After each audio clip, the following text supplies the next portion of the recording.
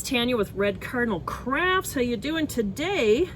I am refilling all of my pens with ink. I looked it up on YouTube and you can actually just refill these. I've been throwing these out for years.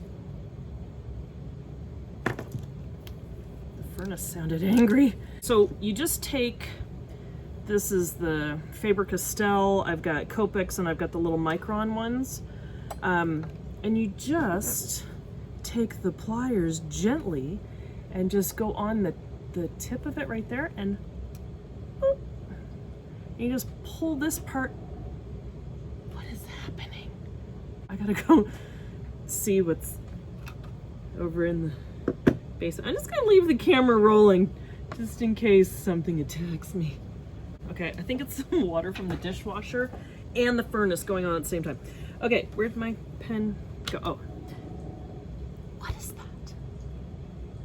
Oh, they're working on their deck next door. Okay, it's okay.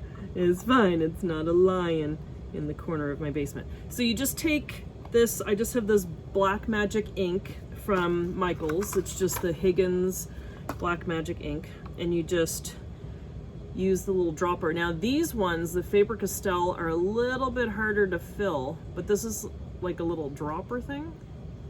And you just drop some ink down in there. Now the guy online, he did like 3 drops, but I don't like to listen. I like to do things wrong and then complain. So I did more than 3. So then you just stick this back in here and use some paper towel and just push it back in. I think these ones click. Oh no, the Copic ones clicked. But yeah, and then you just make sure it's pushed down in really good and just put the cap back on and then sit it kind of like at an angle and let the ink work. I'm just gonna grab a scrap paper, which I have right here in this handy dandy little container next to my desk because I organized. I still have to, don't look behind here, I still have to do all that. You totally just looked behind there and I told you not to. Okay, I'm just gonna take a piece of paper and I'm gonna write with the ones. Oh my God. I have been throwing these out. Do you know how many markers I've thrown out over the years? Oh my God. Okay, life-changing. So that's what I was working on. Let me show you what I was doing. I still have more to fill, but typical Tanya, do something halfway and then stop. Okay, so what I want to do is I want to change up my style a little bit because I've had, where is she? I've had my Little Mermaid over here on my website since Bermuda. My God, it's time for her to go bye-bye. I just need to change my style a little bit. I still like everything with the dark outlines. Like, that's my style. That's always gonna be my style. I have my little play sets and everything, but I just want to do another style. I want to have a little bit of a looser look, and I'm gonna do some designs and then sell them on my website. Sell them as digital stamps like the mermaid and all those were, but just change it up. And you can purchase them. It'll be a digital download. You can print them out on paper, print them out on sticker paper, because that's what I'm going to do. I'm going to do these and then put them into journals and stuff and just print them out on paper or print them out on sticker paper. I might get into shipping actual stickers at some point, but right now I'm not. I just want to try this out, see if anyone even likes the designs, and then maybe down the road I'll sell actual stickers. I've been watching this guy on YouTube. He's JLB Creative, or James Luke Burke, and he has an amazing style and he loves to laugh, and he does really cool drawings and journals and everything, and that's why I started watching him, because he was doing like journaling and all that kind of stuff. What I'm doing is kind of taking some inspiration from James, and I came up with this girl yesterday, and I thought she was fun. I thought she was like a more sassy Cinderella, if you will. And then I did, is it Luigi from Ratatouille? I drew him. So I'm kind of trying to keep my style of doing everything in outlined in black, and then just loosening it up a little bit. This is also something I was working on yesterday, is the Walt Disney World train station. So I was playing around with that a little bit. Kind of the same idea that I do with my watercolor paintings, but this is obviously digital because it's on the iPad. What I thought I would do is do a story time today. I've been talking for a while now. Why not talk some more? I thought I would do a story time about when we first moved to Florida and we had to get our cars. I'm just going to turn the camera around. I'm just going to play. We'll just see. I don't even know if I'm in the mood to draw, but we're going to find out. All right, let me flip the camera. Alrighty, story time with Tanya. All right, so we moved to Florida April 14th. It is freezing in Canada. It was so cold. We had just had a snowstorm. We are at the airport at, it must have been 4:35 in the morning. Here we are at 4:40 in the morning at the Fredericton Airport. Hello, Bryn. Hello, Kerrigan. We got all our bags, and it is snowing outside. It's very dark, and it's snowing. It's the middle of the night. It's the middle of the night, isn't it? It's very early in the morning. Say bye. Bye.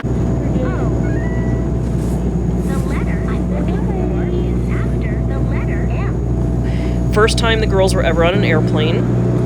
And we had to fly from New Brunswick to Montreal, and then Montreal down to Orlando. So we arrive in Orlando. We have gone from 0 degrees outside to now 90. I actually looked up the temperature because I was like, this is ridiculous how hot it was instantly for us. And it's 90 degrees. We are in the parking garage because we got to get the rental car, and we have to get the car seats in the car. He is struggling to get these into the rental car. The sweat is just dripping down his head. The girls are being so patient. The way I had dressed them when we left Canada, Kerrigan had this little denim skirt on, and I think it was her denim skirt, and she had little tights on. So I dressed them like that so that it might have been a little chilly in the morning, and they had linings in their coats. So then when we got there, they got to take the coats off, and then she had to take her tights off, and then they were good to go. They had their little Crocs. So they were okay, and they were very patient, just waiting by the car while we tried to get the car seats into the rental car.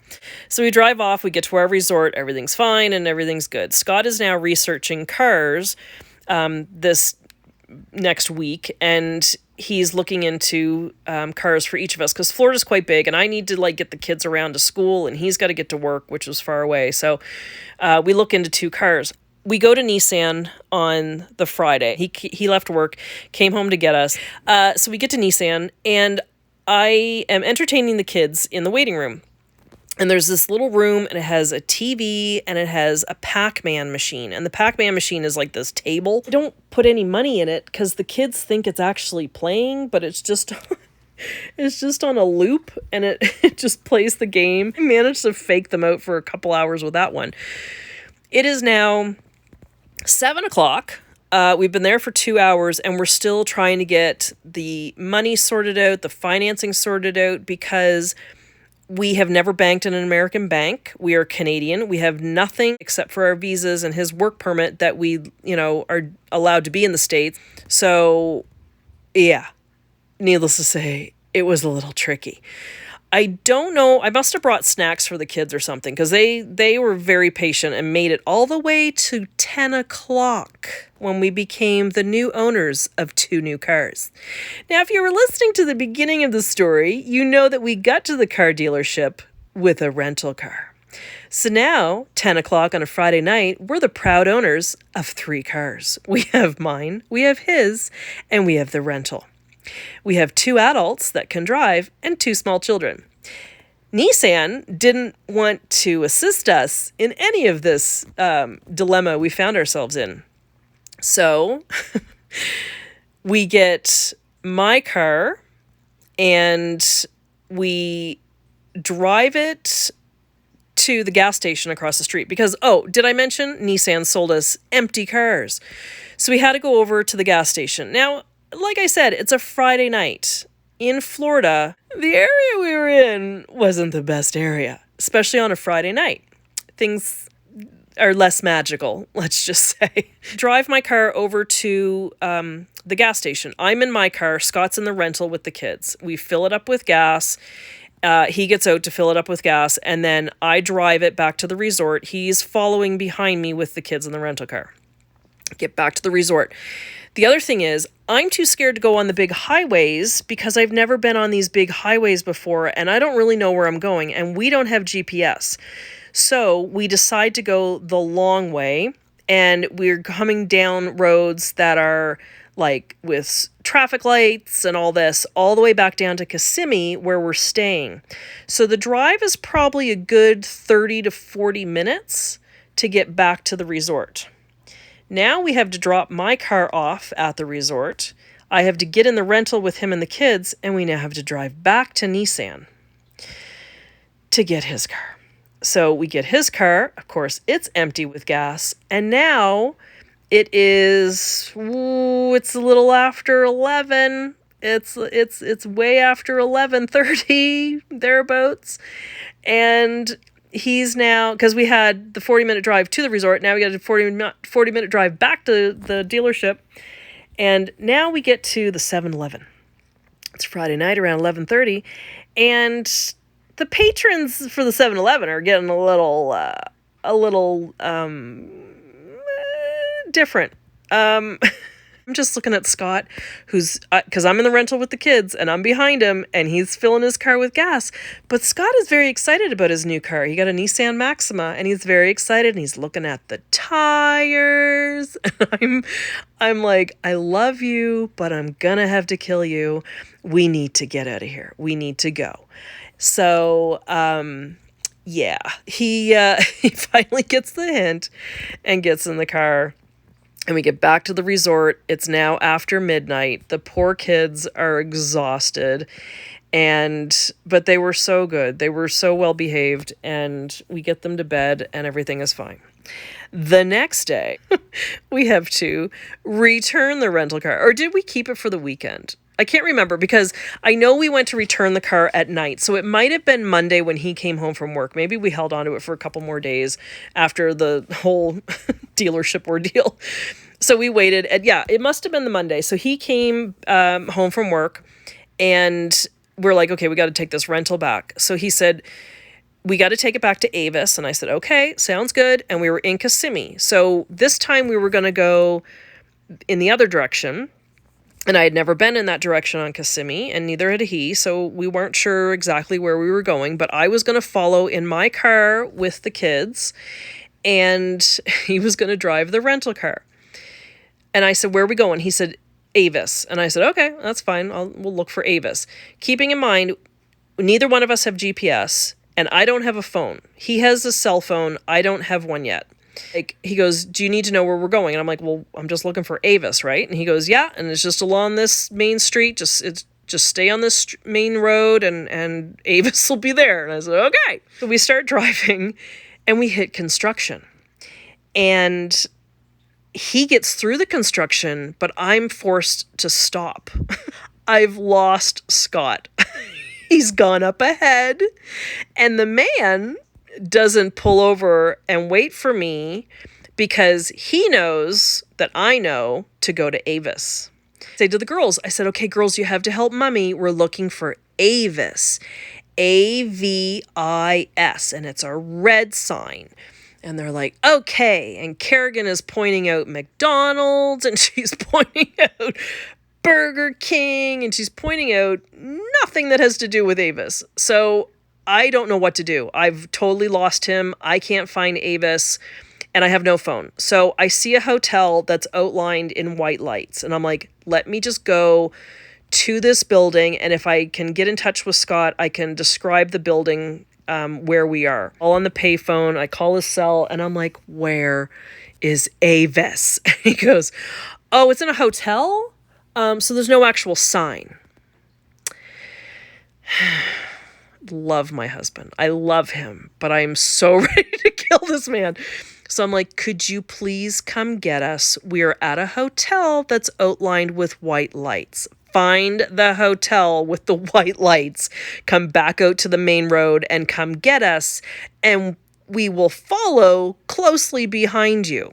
I was ready to kill him, but we actually managed to return the car that evening, and I didn't kill him, and we lived happily ever after. And we got the kids back, and we got back to the resort. I don't know if there was much talking between us that evening, but everything was fine. It was fine. So that's my story about the rental cars, or the rental car and buying cars in Florida. Life is an adventure. It's so much fun. Hey guys, I hope you liked that drawing. She was looking a little wonky there for a while, and I realized she didn't have eyebrows. Anyway, I hope you liked my story, and I hope you liked my drawing, and I'll be back with some more videos soon. All right, take care, guys. See ya.